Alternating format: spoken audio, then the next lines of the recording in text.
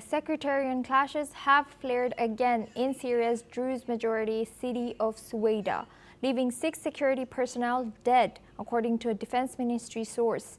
Monday's fighting involved and followed by a deadly outbreak of violence over the weekend between Druze militiamen and Bedouin tribal fighters that killed at least 30 people. Syrian security forces were deployed to calm the situation and provide safe passage for civilians, but local outlet Sweida 24 has reported the resumption of heavy clashes. The violence marks the first sectarian bloodshed inside the city itself after months of tension. Officials blame the absence of state institutions and kidnappings, including that of a Druze merchant. For triggering the unrest. Complicating matters, Israel has rejected any Syrian military presence south of Damascus, fueling uncertainty in the region. Now we go back to our guest discussion with Rohan Gunaratna. He's an international affairs expert. Thank you, Rohan, for staying with us.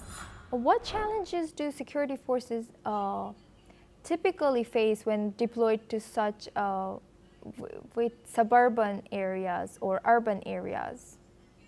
So south of Damascus is where the Druze live, and that is where the Druze do not want Syrian forces to come, because the Syrian forces are basically an Islamist group called Hayat Tahrir al-Sham, and wherever they went, they brutally murdered and killed and destroyed other settlements and other communities.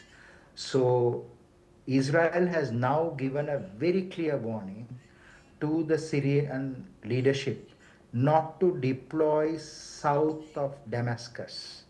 And the Syrian regime has done that.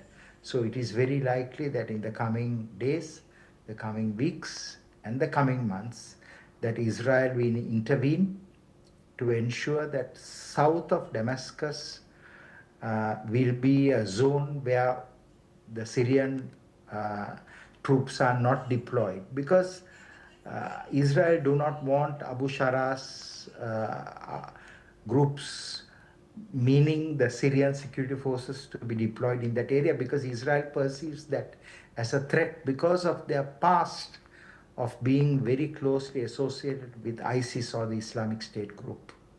Thank you, Rohan, for sharing that. Please stay with us as we stay in the region.